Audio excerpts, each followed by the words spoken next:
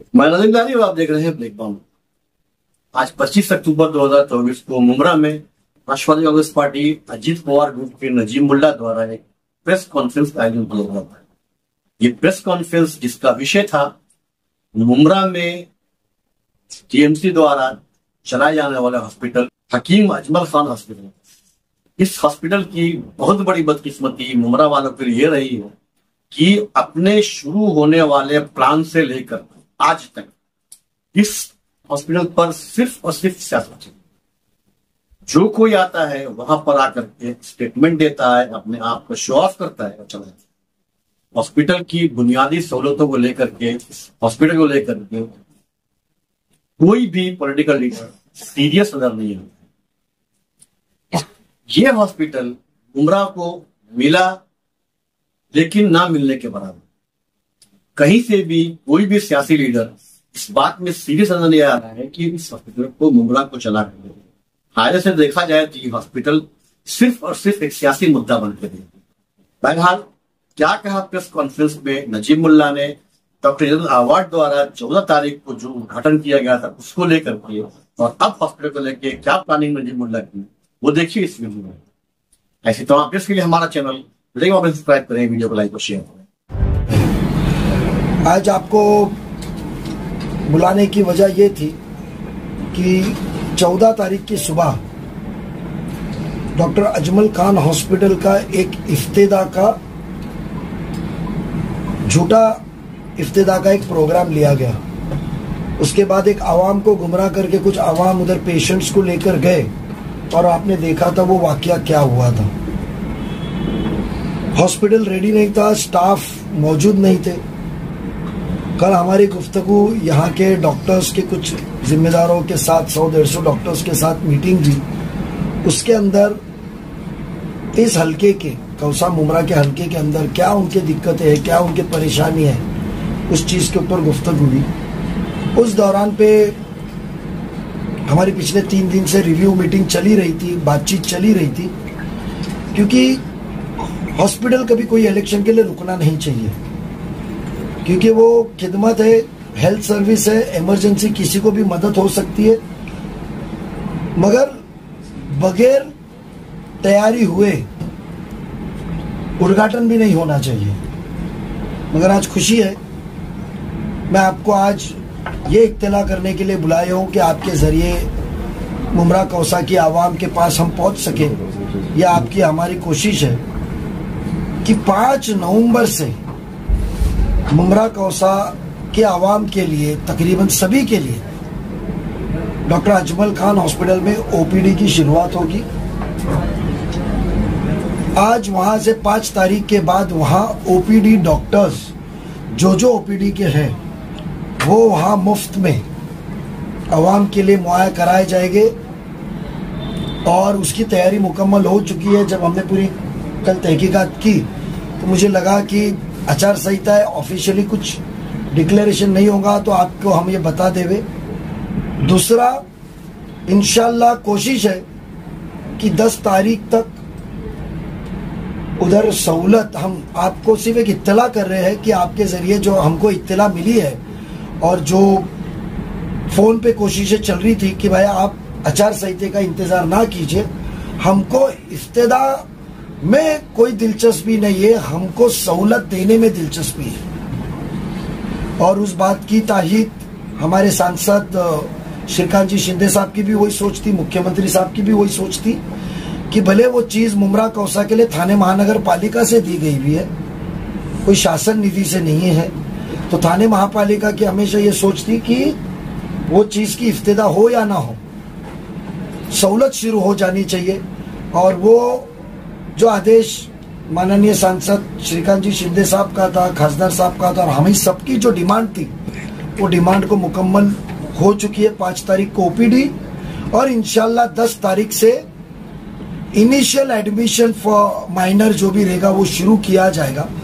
और तकरीबन 20 के बाद 21 से 26 तक ये टारगेट दिया गया है कॉरपोरेशन ने हमको कि हम कोई भी हाल में 26 तारीख तक उसको मुकम्मल सहूलत के लिए मुमरा कौसा और एतराफ के सभी आवामों के लिए मुहैया कराएंगे। तो आज बहुत खुशी का दिन है मुबारक दिन है कि आपके सामने हमको ये बयान करने के लिए कि जो सहूलत का कई सालों से इंतजार था, वो सहूलत इंशाल्लाह जल्द से जल्द मिलेंगी, जिससे जो हमारा अवाम है, जो गरीब तबका है, जो बड़े अखराजात हेल्थ सर्विसेज के ऊपर होते हैं, तो उनको फ्री सर्विस मिलने से नज़दीक में उनको ये सहूलत मिलेगी। कल वो शिवाजी हॉस्पिटल, छत्रपति शिवाजी महाराज हॉस्पिटल जाना पड़ता था, सिविल हॉस्पिटल जाना पड़ता, और दूर होने की वजह से प्राइवेट हॉस्पिटलों में जाना पड़ता था।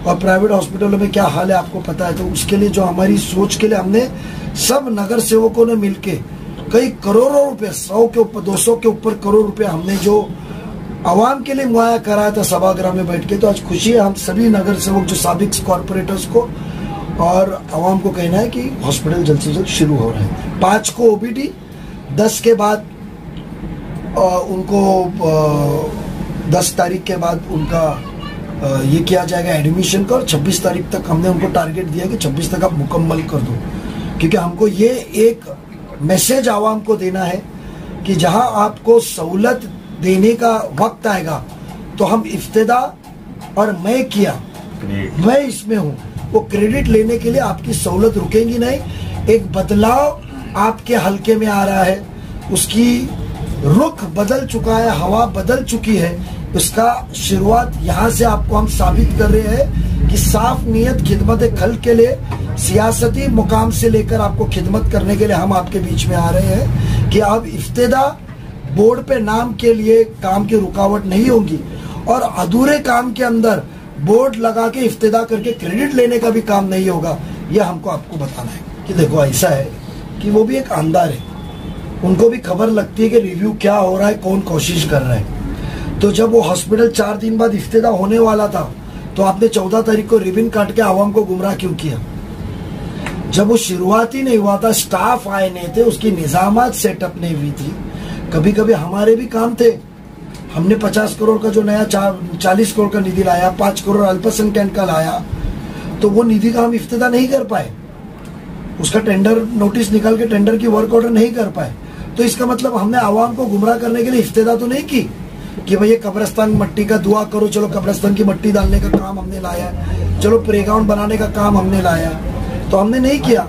नाले का काम का इफ्तिदा नहीं किया, 25 करोड़ रुपए नाले के लिए हमने लाया, जो उठ सुट बारिश गिरता, हमने इफ्तिदा नहीं किया।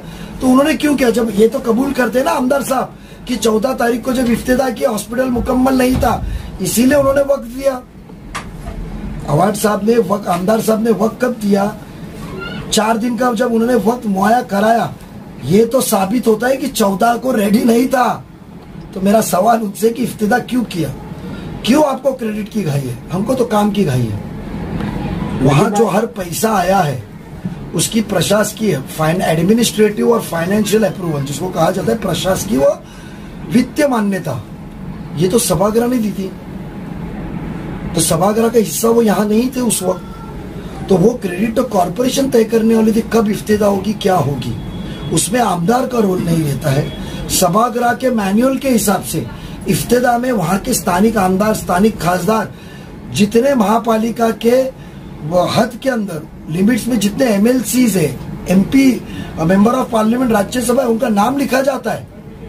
बट उसको कौन करेगा, वो प्रशासकीय बात के अंदर जब रहा तो वो आयुक्त तय करता है इसकी इफ्तिदा कब होगी। आयुक्त साहब को पता था कि भाई यह काम मुकम्मल नहीं हुआ है, कुछ दिन मुझे लगने वाले, काम डिले हो गया है, रिक्रूटमेंट और बाकी के कुछ मशीनरीज और परमिशंस के लिए, तो उन्होंने इफ्तिदा नहीं की।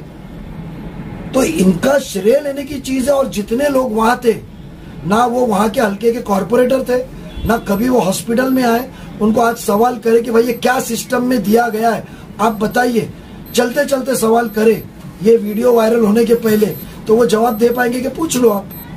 आपने जो कार्यकाल जो कहा था, मतलब 26 तारीख से, तो क्या ये महानगर पालिका आयुक्त ने या किसी ने आपको लिखित रूप में दिया है? ऐसा है कि आचार संहिता के अंदर मुझे कॉर्पोरेशन तो दे नहीं सकता है, मगर एक होता है कि जो काम करने वाला बंदा होता है ना, वो आचार संहिता के बगैर भी संपर्क करता है। और आचार संहिता में ये कहीं लिखा नहीं है कि तुम प्रशासन से बात नहीं कर सकते। तो डे टू डे हमारा कांटेक्ट प्रशासन से चल रहा था। रिव्यू जो मैंने वर्ड यूज किया, उसको उर्दू में माफी चाहता हूँ मैं। रिव्यू मीटिंग, हम रिव्यू बातचीत चल रही थी, क्या आया, क्या स्टेज पे आया। जो एजेंसी अपॉइंट की गई है, जो एजेंसी अपॉइंट की गई है, वो एजेंसी के लिए भी हम लोगों ने, एजेंसी के लिए भी हमने रिव्यू लिया और उसके अंदर ये तय हुआ है। और मेरे ख्याल से इंशाल्लाह 5 तारीख का लेटर मेरी मालूमात के हिसाब से मुझे नहीं मिलेगा, वो एजेंसी को मिलेगा। मेरे ख्याल से आज शाम तक उनको ओपीडी शुरू करने का लेटर इशू हो जाएगा, ऐसा मुझे इत्तला है।